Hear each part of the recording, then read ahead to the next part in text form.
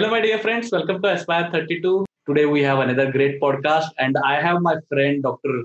Abhishek Jahagirdar from US. And this podcast is really important for me because this is something related to teaching, and all of you know that at Aspire 32, I like to share knowledge, and I want students to learn something new through the Aspire 32 channel. So, welcome, Dr. Abhishek, to this podcast. Hi, a very good morning to all the listeners of Aspire 32, and a very good morning to Dr. Shenvi. It's my privilege and pleasure to be here to get a chance to be able to, you know, put forth my views across to all the budding dentists as well as your subscribers. But before that, let me introduce you to everyone. Dr. Abhishek has finished his BDS from VS Dental College, Bangalore. He finished his post graduation MDS from Bapuji. And after that, he again went to University California, San Francisco. And I have invited him to this podcast for the reason that he was a teacher here. He was a faculty here in India. And then he has moved to USA and studied the DDS degree. So he became a student after becoming a teacher in India. And I want Dr. Abhishek to highlight the important differences between the teaching in dentistry in United States and comparing it with India.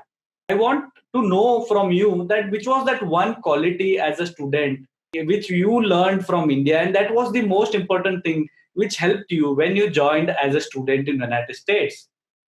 I have to go back to one quality, then I would say that, the attention to detail. So that as a student, it was ingrained in me, even in India. So any, you know, any job or any project or be it any procedure. So I would always like to do it to the best of my ability. So that one thing I would like to advise every budding dentist is always don't try to compare your skills to another person because each and every person is gifted. So just try to do to the best of your ability, and then I think you should all be good. So never compare, only try to do to the best of your ability. Yeah. True. And I truly believe in that, Abhishek, which you have mentioned is a very important point. I remember the day when you thought of going to United States, we had a discussion and it all looked very uncertain at the beginning. But then slowly things improved and you cleared all these examinations. And I'm really happy that you are sharing this knowledge with all of my viewers. And as you said, hard work is very important. And in India, especially in most of the dental colleges or our education system itself teaches us to that we should be really hardworking. Do you agree with that? Yes, definitely. Because I feel that even today, like when I started my education here in the United States, I could always feel that, because of going through the grueling bachelor's and master's and the importance which is given to, the textbook learning, the journal learning, so the literature. So that I think is a little bit missing when you compare to the education in United States. So it's mostly digital. So I haven't seen anybody holding any textbook for that matter in the past 2 years of my dental school. So that Oh, way, that's yeah, that's I think it is happening in even India also, and especially the COVID time, Dr. Abhishek. I think everybody has gone to digital. Are you saying that is it just about the technology, or are you saying that as a student in dental school in India, are we more sound? Because when I gave my NBD exam, I felt that theoretically I was very good. We were taught many things, and maybe at undergraduate level the exposure may be less. I really don't know. You have to tell us today whether we have better patient exposure. going by my personal experience, yes, definitely yes. Because whatever, even though so DDS is an accelerated program, we do it for 2 years. So, like in India, we don't do it for 4 years. But even in those 2 years, whatever the didactic portion of your course, I see that most of it is, it's spoon fed to you in the form of presentations. So it's not about me accessing Sturdivant on a PDF or me reading Sturdivant as a paperback edition. So I never came across a single day for the 2 years. I never saw, anybody recommending any textbooks, which I feel is, a bit of a loss to the students because they never realize the importance of these great authors and who are all from the same country. So, when I came here, I expected that, okay, I will, because all these stalwarts are in your same school where you go. But then the students here are not exposed to their greatness or the richness of the literature, what they have contributed. So, I feel that is like that was a loss for students who haven't had this background of, textbooks or journals and all of this. Yeah. So, Abhishek, as a when since you mentioned that in theory it is more about digital, do you think the way the presentations are made, because you said it is more about presentations, so what is different? Is it like you have the information which is posted there from the whole topic wise, or is it that they concentrate on certain aspects? For example, in India, if we are talking about dental caries, we start from the introduction, take it to the all the methodology which we may not be able to do it routinely. Do they concentrate the similar way, or they concentrate on the things which are routinely done? So they give more importance to clinical based learning. So if in case going with your example of dental caries, so if there is a class on dental caries, so they are more worried about how, the extent of decay, how do you remove the decay, and how do you confirm it evidence based. So they're more worried about, using a dye, a caries indicator dye to make sure that, you've removed all the decay. So that way you're not getting into more of histopathology.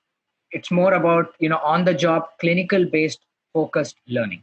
Okay, so it is more like, do they discuss cases in theory?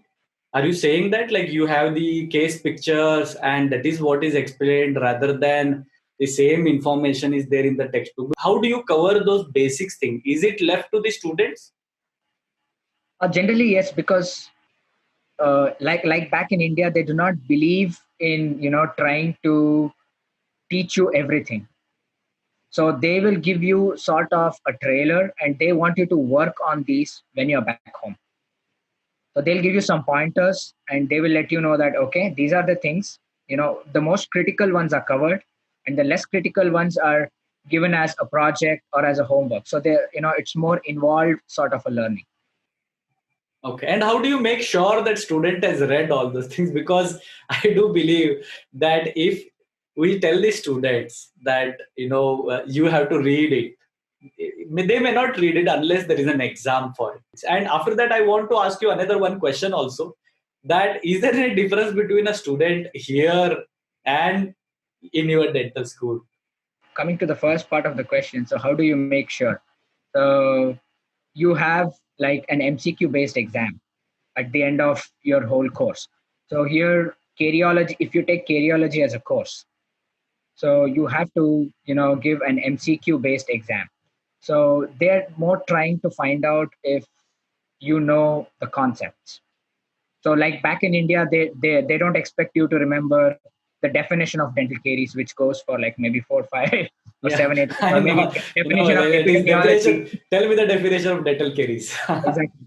So there is no concept of definitions here. So that's the first change what I saw as a student, when I came here. So nobody will ask you what's the definition of epidemiology or what's the definition of caries. So they just want to know if you know the concept or not. So That that's means why whether the you have exam. understood the Exactly. topic. Yes. Okay. Yes. So that's the first thing. So they don't believe in rote learning. So they want to make sure whether you know what's happening. Mhm. Yeah. So the second part of your question, I'm sorry, what was the second part? Second part of the question was, how are the students different? Yep.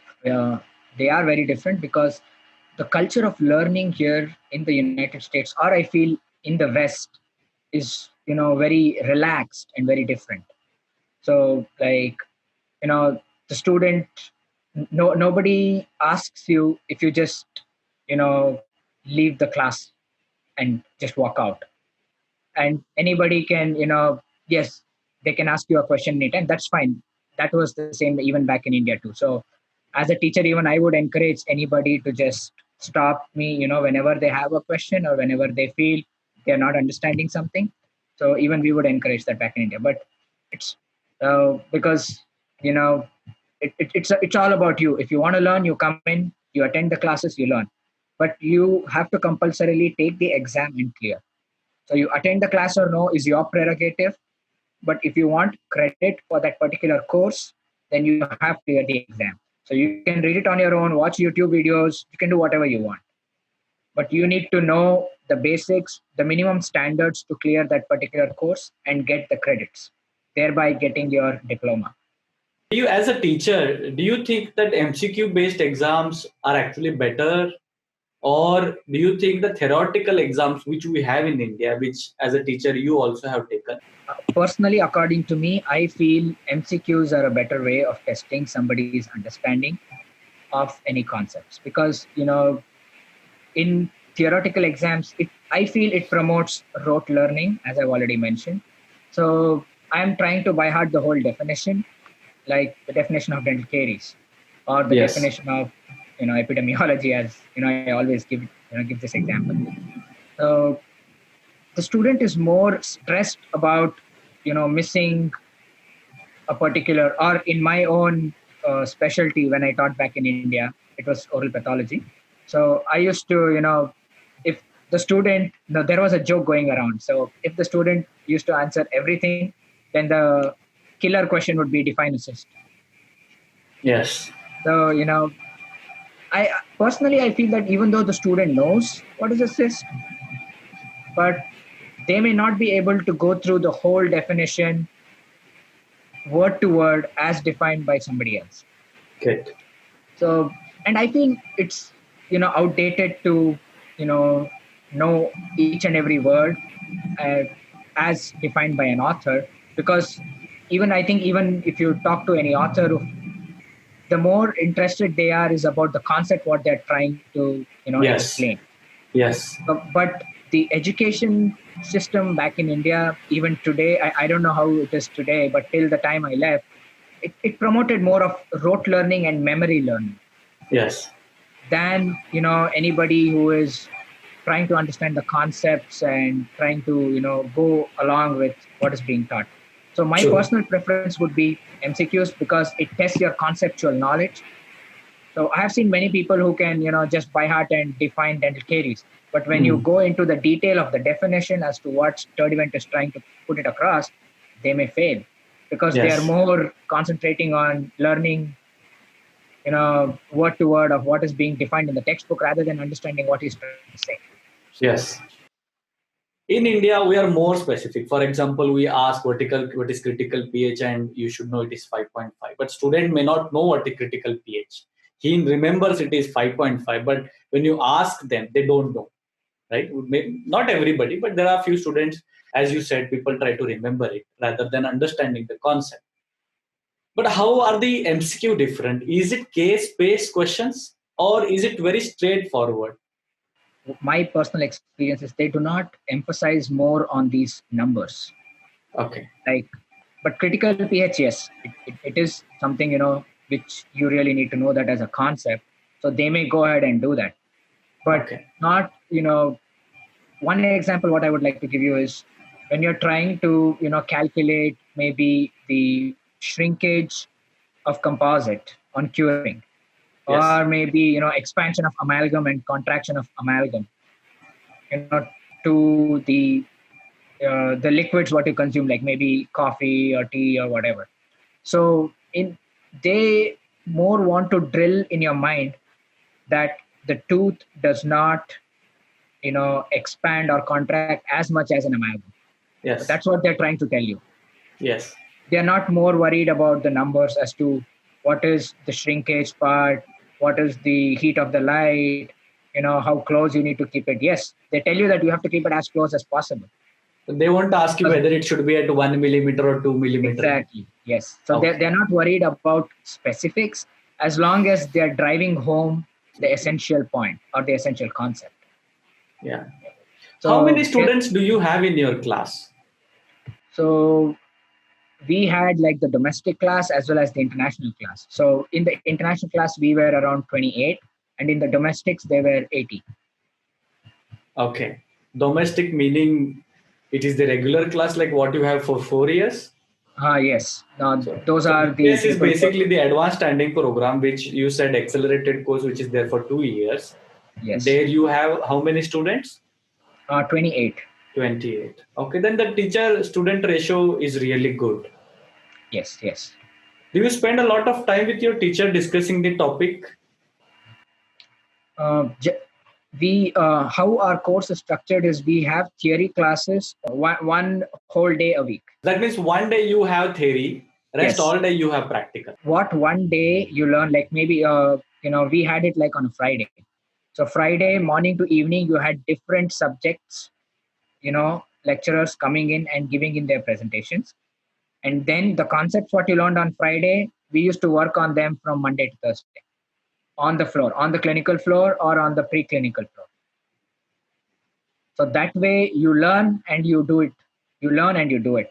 So when you start putting those things into action, it is more easy for you to understand what's going on, what they're trying to convey. And the same people are on the floor too. So anytime, like maybe you learn something about 3D obturation, for example, in endodontics. And if you're doing it in the preclinical, so you have all these endodontic faculty available to you right there on the clinical floor. So Yes. But I do think that this teacher student ratio also makes a difference there because you have more students, it may become difficult. And I really don't know whether that thing can change in India because the fees is very high in dentistry in United States.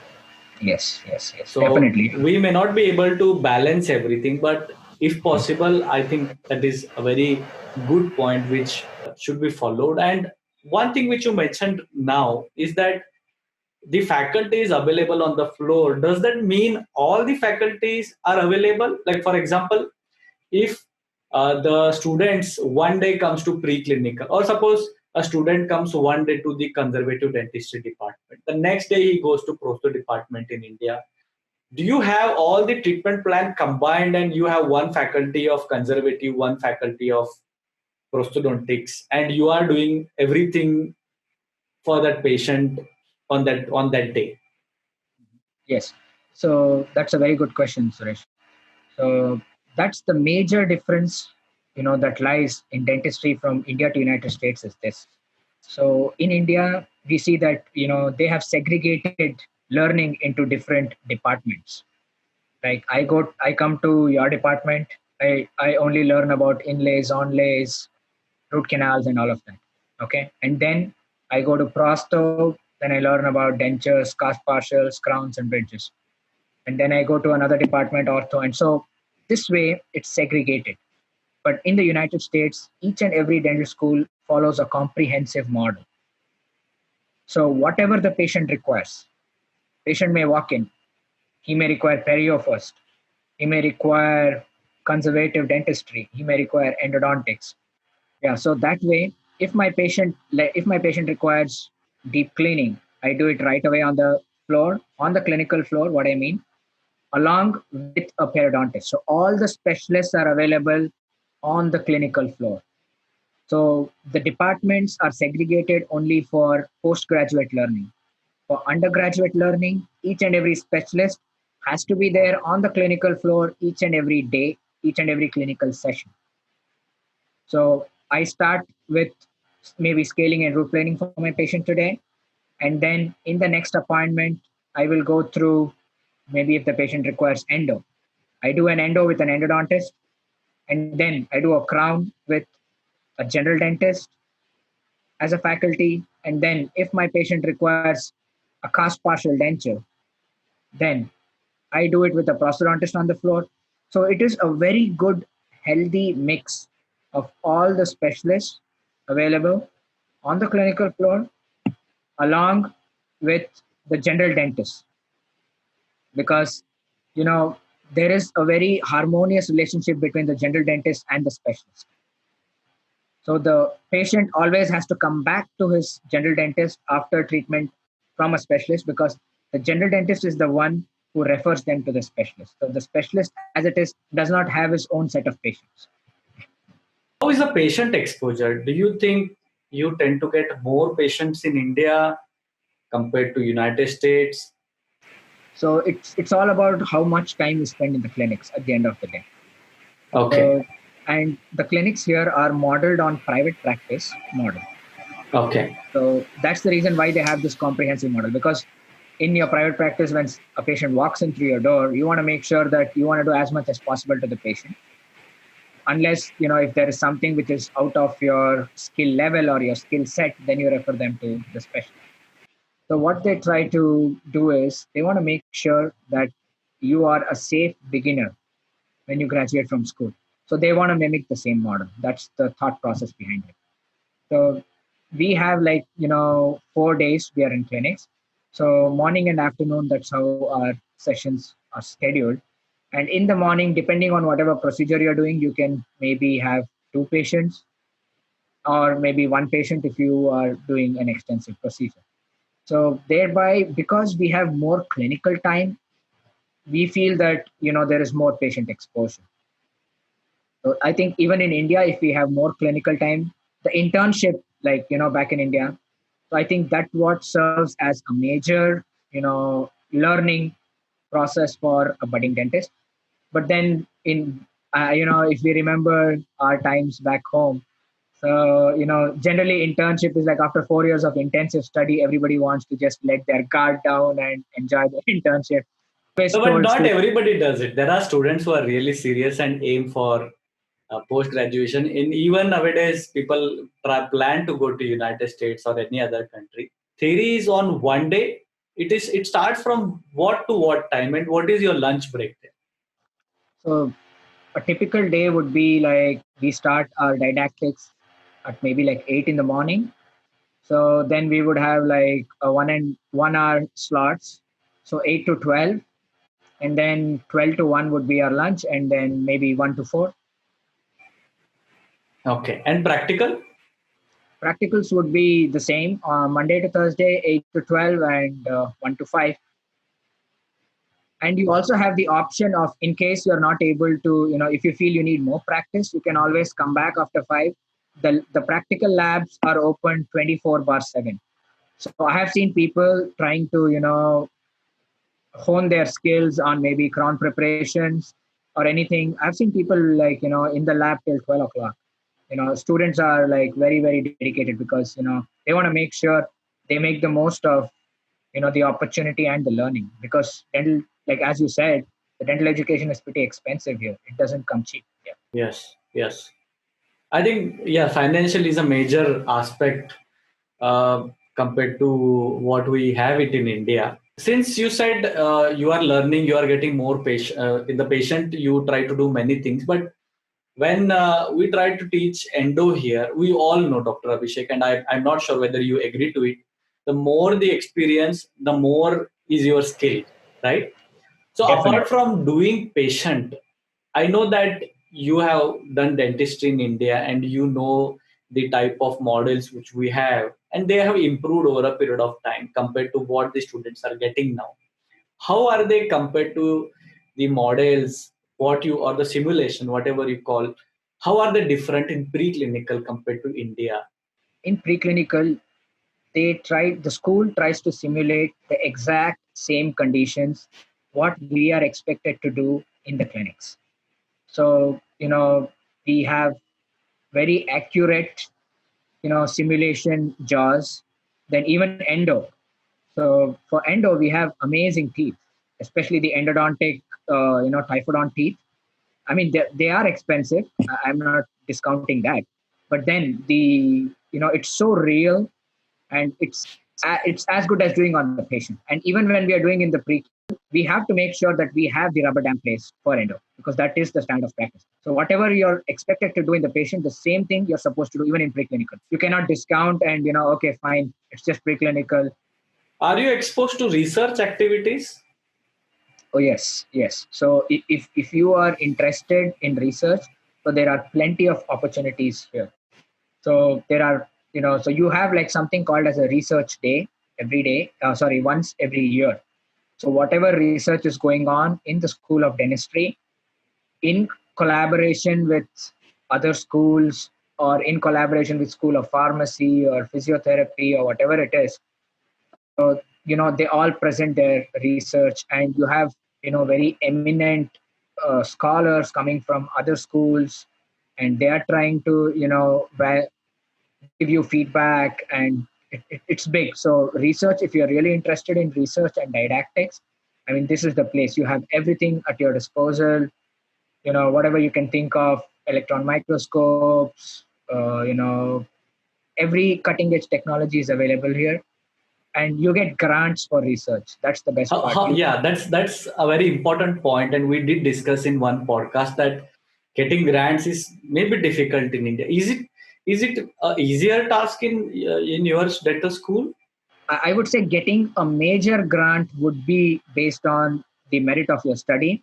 But if, the school, the grants are like, school has some grants. Okay. So that is given to all these researchers. So the researcher can decide if he feels there is some promise in your idea, then he's willing to invest in it. But then if you want to get grants from NIH, then that is a different ball game. You need to be very thorough, and your research should be something really unique. So getting an NIH funded study or an NIH grant, is National Institute of Health. So that is like the umbrella organization for research, in any in any medical field here in the United States. So getting an NIH grant is pretty difficult, but getting a school level grant or a research level grant is not that difficult. They just want to check how committed are you to your idea, and then you start off from there. Very important question. Is it easier to become a student? Is it stressful in India or is it stressful in the United States? It's less stressful in the United States because a student gets to choose what he wants to do. Not everything is forced on him. Can you give me some example? So, like, I can choose the credits that I need. So there are some basic, I mean, if I have to clear, for example, if I have to clear my ID 3 year to ID 4 year, so that is my international dentist third year and international dentist final year. So they are pretty flexible about the credits. So if I don't, clear some maybe cardiology course in my first quarter, I can always take it in the second quarter and finish it. I can always take it in the third quarter and finish it. So the education system, as I told you, is very flexible. Then you're not forced to attend classes which you don't like or which you don't want, right? So that way, you don't have to get frustrated sitting in the class or disturb others, thereby disturbing the whole atmosphere. Yes. And then if you're lacking in something, like maybe, I'm not good in maybe crown preparations, I'm not good in maybe access cavity preparations. So then I get that opportunity to concentrate with only on that particular aspect with that particular faculty. And they will make sure that unless you're convinced that you have the confidence moving ahead, they're not going to give up on you. And the best part is, the teachers are very approachable. Back in my time, back in India, if I had to go and ask something to my faculty, I would, though some of them some of them were really good, but as a student I always used to shy away. I was not that very forthcoming. That I think don't that's also somewhere related to the students also. But I exactly. think depending on the environment, what is there in your dental school, maybe you get motivated to develop that kind of approach to the teachers also, right? Yes. So that's how is the educational environment here from kindergarten. You are always encouraged to ask questions. There is no dumb question. So the first thing, that's how they motivate students here. So first thing, whenever you ask a question, it can be, the silliest of the things, whatever, maybe you did not concentrate or whatever. The first thing before they answer is, yes, it's a very good question.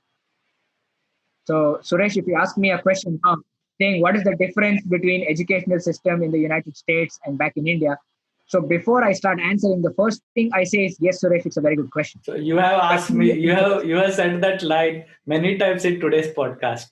exactly. So, I'm getting used to this now. So, Nice. No, trust of I think yes. As a everybody sees. teacher, it doesn't cost anything to say that it's a very good question. Do they teach you how to talk to the patient? In general, I have seen that they are very polite and formal in United States. But do you have any course on how to communicate to the patient? I mean, generally for international students, yes, because we come from a different culture. So they have like sort of a crash course, but you don't have any exams or anything for that. But generally, what most of the time we learn watching the domestic students. How they interact with the patients in that particular situation. How are they trying to ascertain what the patient wants, or how are they trying to drive home their point, and all of that. And I would also want to comment on the difference between the patients back in India and back here. So the patients here are very, very involved in their treatment. My last question to you is you have finished your DDS, you did your master's here. How important do you feel that post graduation is required in foreign countries? Will you take the option of post graduation? Okay, so you mean to say, would I do a residency here again? Is Yes. that your question? If I'm Okay. not wrong, you have residency. Do you have MS? MS also? Are the residency and MS are same? So there are two pathways again here if you plan to do a residency. So one is if you go through MS, so you can, dedicate purely into research and didactics. Okay. One thing. And second is you can, get through, focus more on the clinical aspect and do a clinical based MS, or Okay. you can do a research based MS. So it depends on what your interests are. Right? Yes. Or Uh, many people even do a public health based MS. Okay. So, but do you think they are really helpful after your DDS? Is it required to do a residency? Again, it depends on individual interests. So here there is no requirement as such. The time when I was back in India, that time for I think when we all did our masters, Suresh, Yes. we all started together. So I want to tell viewers, that me and Suresh, we go back a decade. Yes. Like in 2008 or 9 we met each other. That's because we were in the same place doing our masters. So at Yes. that point of time, masters was imperative in India, Yes. because I used to see that it was the norm back then. But here Yes. in the United States, it's not the norm. Out of 100 dental students, hardly 15 to 20% specialize. 80% are still general dentists.